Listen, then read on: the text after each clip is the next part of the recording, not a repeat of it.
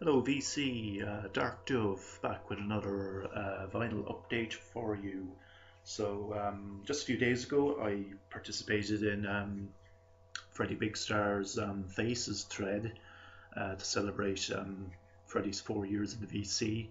Highly enjoyed participating in that thread, and I got an extra 10 subscribers um, from that. So big shout out to all my new subscribers, and hope you'll enjoy this one if any of you are watching.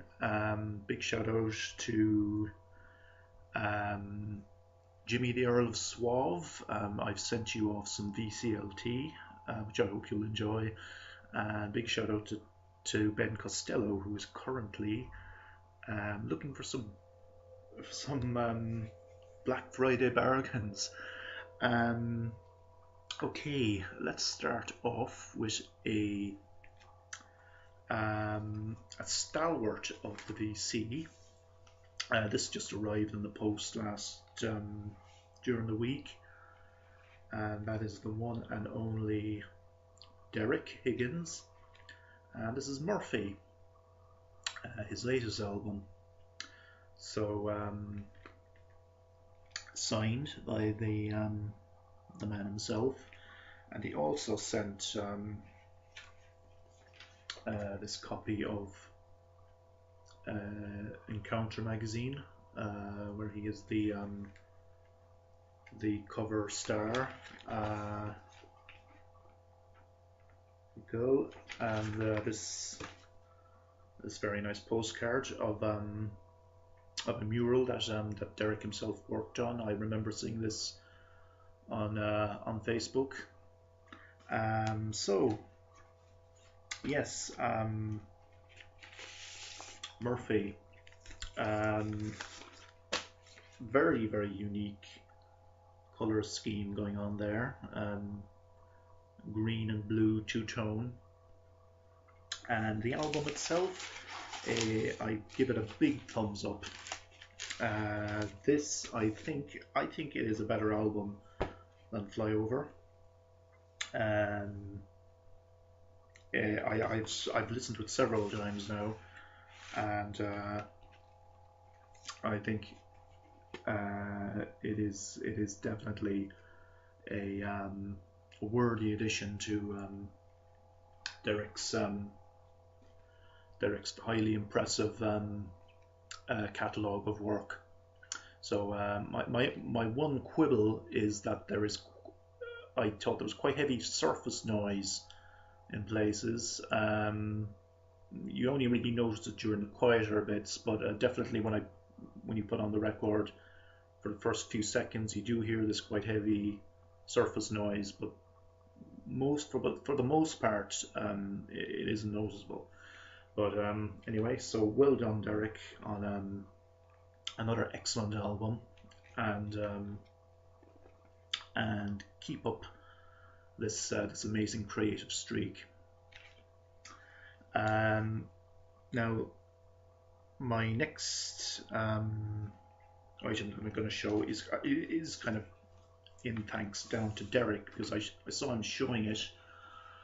I think it was on his on the Facebook page. This is the self-titled only soul album by The Open Mind, who are a UK psych band active in the late 60s, London band.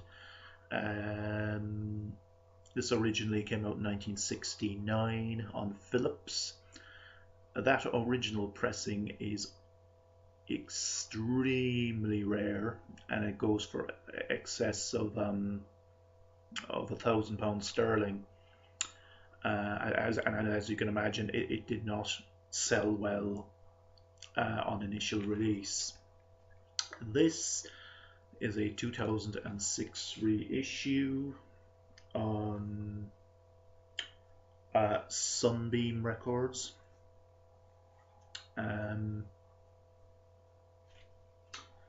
So it comes with extensive notes on the inner sleeve, on the making of the album and on the story of the Open Mind. Um, this I highly recommend this for anybody who's a fan of psych and of psychedelic 60s music, because this is definitely a lost classic. As it didn't sell well on initial release, wasn't well received, and it's one of these albums that's, in recent years has been rediscovered, rightly so. This Now this pressing has a couple of bonus tracks. Track number 7 there, Magic Potion, that wasn't initially included in the original album. That is a single that they released roughly around the same time. It is an incredible single. Look it up on YouTube. Very reminiscent of I thought of Hawkwind's Masters of the Universe, but apparently some pressings of this particular release are missing the bonus tracks. If you look it up on Discogs, there's quite a few people left comments complaining that they bought this particular release, despite the fact that the bonus tracks are mentioned. That they the other one, by the way, was Cast a Spell. Some people have said that the bonus tracks were missing from their particular copies. Now they're both present on this one. So anybody who's thinking of buying this album, say on Discogs, I would say ask the seller if the bonus tracks are present, because the 2 bonus tracks, especially Magic Potion, are absolutely incredible tracks, and it would be a shame if you bought the album only to find that they were missing.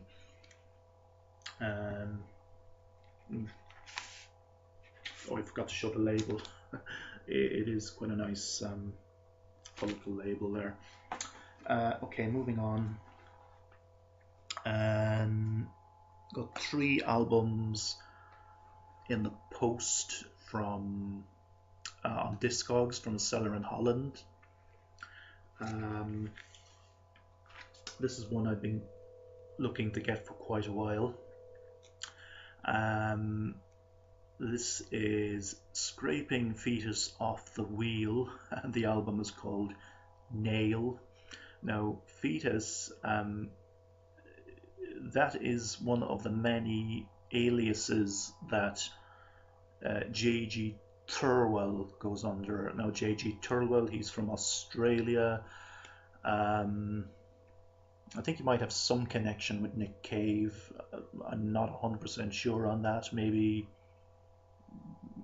Nick Cave's first band, possibly, but I'm not too sure. He goes under an absolute mind-boggling number of aliases, usually with some variation on the word fetus. Scraping fetus off the wheel. You've got Fetus on Your Breath is another one that he records under. He also records under the name Clint Ruin. So I think that is one of the reasons why he hasn't had more success. Okay, so this album, anyway, this came out in 1985.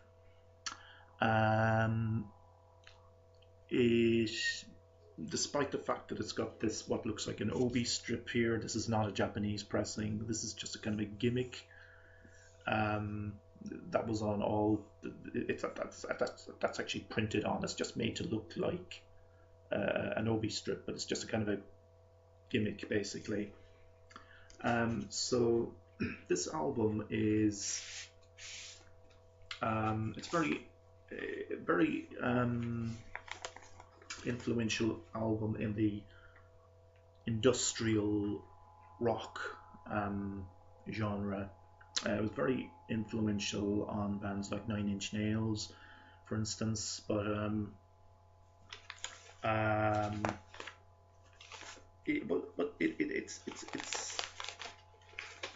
it's an interesting album because it kind of covers a number of genres. There's actually some of the songs on here which have elements of classical music. Then it goes into kind of pure industrial rock, experimental. There's parts where they're very experimental. In J.G. Thirlwell himself has a very interesting vocal style, very scabrous lyrics. He's a very interesting lyricist. You know, it's extremely provocative, as you can imagine. Anyone would pick, you know, Fetus as a nom de guerre, or have this kind of choose kind of imagery like this. As you can imagine, he's, you know, it's quite confrontational in style, but I highly recommend it. Well, and it came out on Some Bizarre, by the way. That's the label that that's on. Next up, post-punk classic from Pere Ubu. This is their second album, Dub Housing, from 1978. This is a Dutch pressing on Chrysalis. So yes, yeah. So Pere Ubu, they emerged in the punk era, but like their music goes way beyond punk. This is very kind of experimental. As the title suggests, there is borrowings from dub music. In places, it sounds almost progressive, like they do, I think, take borrowings of elements from prog rock. As I've stated before, I saw them live last year here in Cork, and I briefly spoke to David Thomas and got their album The Lady from Shanghai signed by him. Interesting character.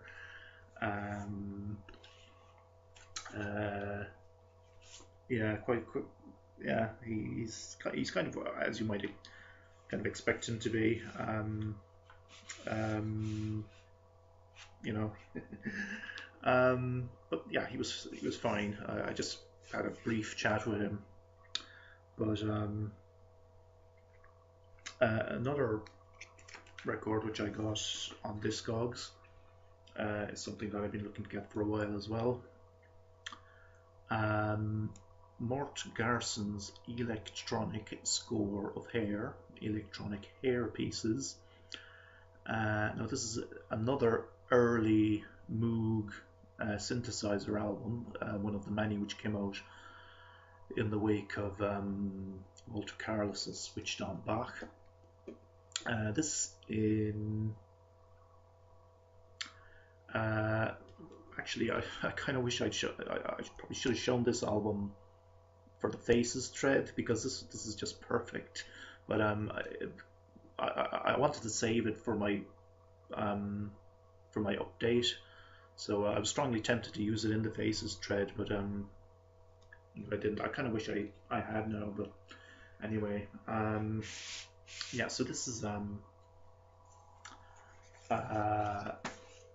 Mort Garson used the analog synthesizer to do his kind of version of the theme from Hair, the musical.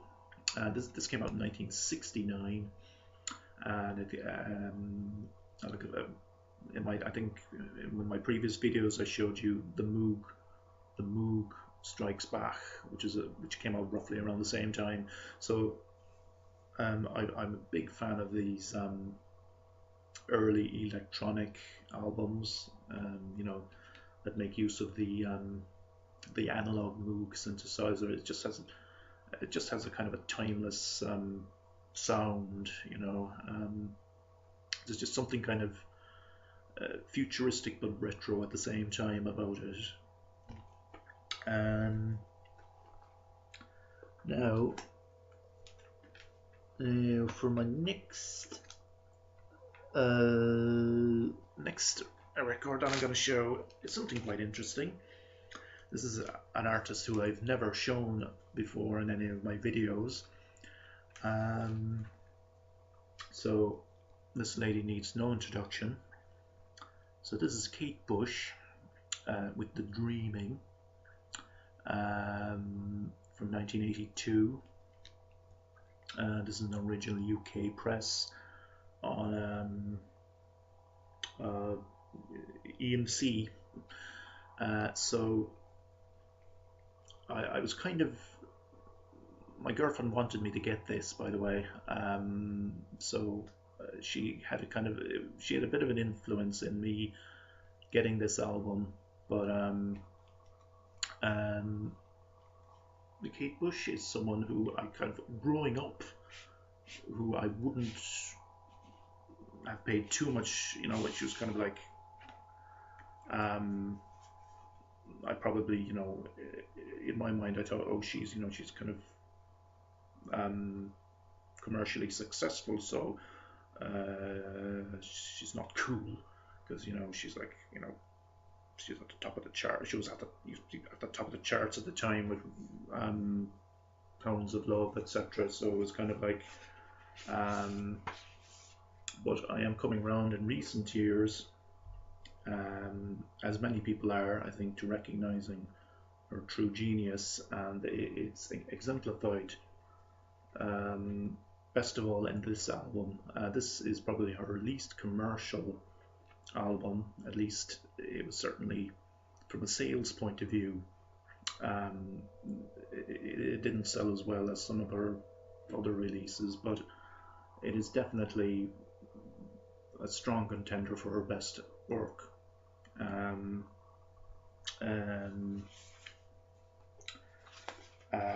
So, you know, so it's just the use of her voice, songwriting, and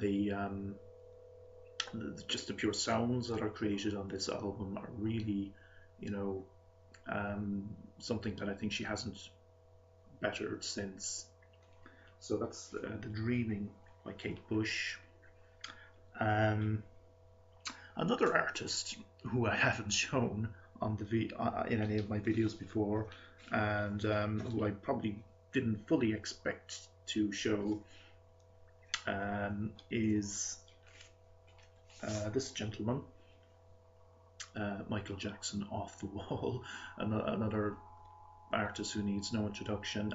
Again, probably as in the case of Kate Bush, myself growing up, I wouldn't have been a big fan of him because you know, he was like the biggest star in the world, and in my kind of, you know, in my teenage years, I was determined to listen to music which was as uncommercial as possible, or as, you know, as obscure as possible. But anyway, yeah. So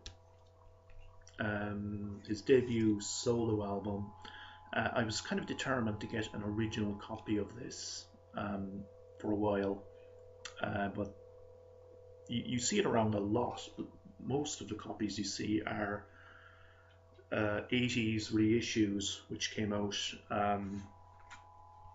in the wake of Thriller. Now I spotted this in the local flea market, in the Mother Jones flea market.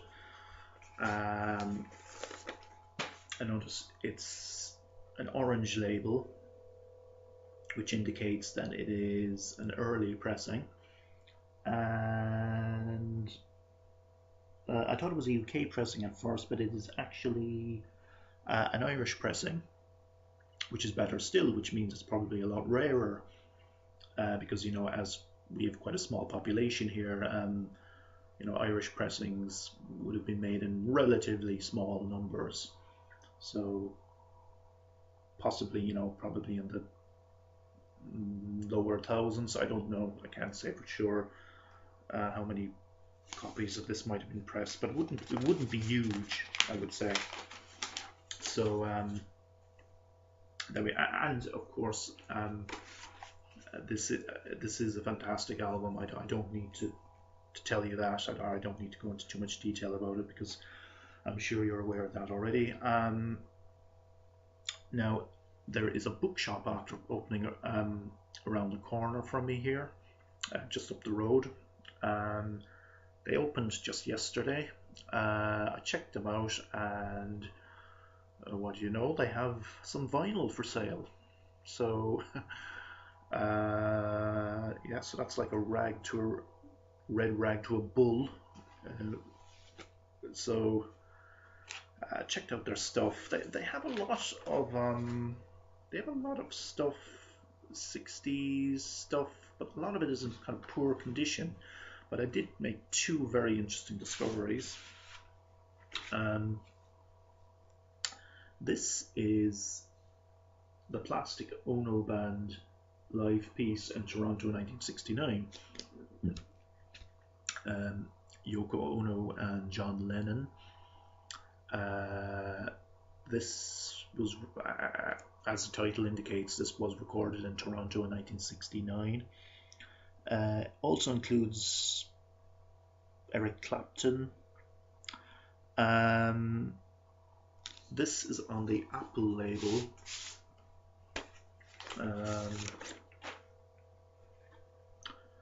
As you can see there.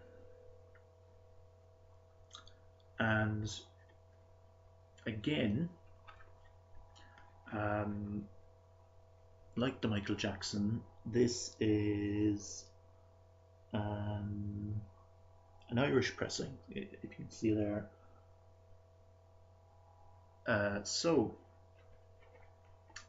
This again, possibly very rare. I looked it up on Discogs. There's never been any copies of it sold. It needs clean, so I haven't listened to it yet.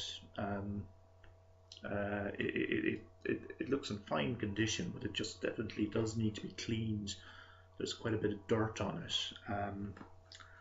So this album, it's divided into two parts. Apparently,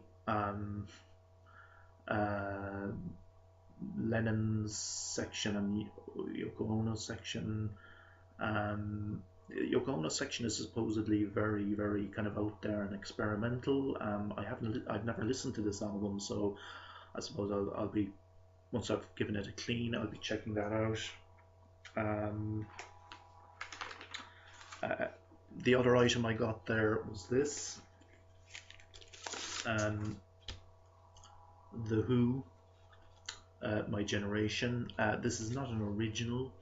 This is a mono copy, a mono reissue from 1980. This also badly needs a clean, so I haven't listened to it yet, so we'll be giving it a thorough cleaning. I'll finish up with some CDs. This is a band I went to see, Nod, G-N-O-D, UK space rock ensemble. I actually saw them. They did a show at the Cork Film Festival where they, I don't know if anybody's aware of a film director called Alejandro Jodorowsky. There's this cult movie he made in the early 70s called The Holy Mountain, and these guys, Nod, played beforehand. Now this is actually a split album that they do with another group called White Hills 2, and it's called Dropout. Features some very nice psychedelic artwork, and I got it signed by one of the guys in the band, Chris Haslam, who also designed the sleeve. Very quickly, some charity shop CD finds, the MC5, Kick Out the Jams, the Orb Live, double album. This is fantastic. This is from 1993. I saw them live myself 2 years later in 1995. Ornette Coleman Twins. This is great. This is free jazz classic. And the Wire Tapper double CD that came with the Wire magazine. Loads and loads of great stuff. These were all charity shop finds. So okay, so it's at 25 minutes. I'm going to leave it there. So thanks very much for watching, everybody, and a big massive shout out to all my new subscribers and to all my regular viewers. So thanks for watching and have a great week.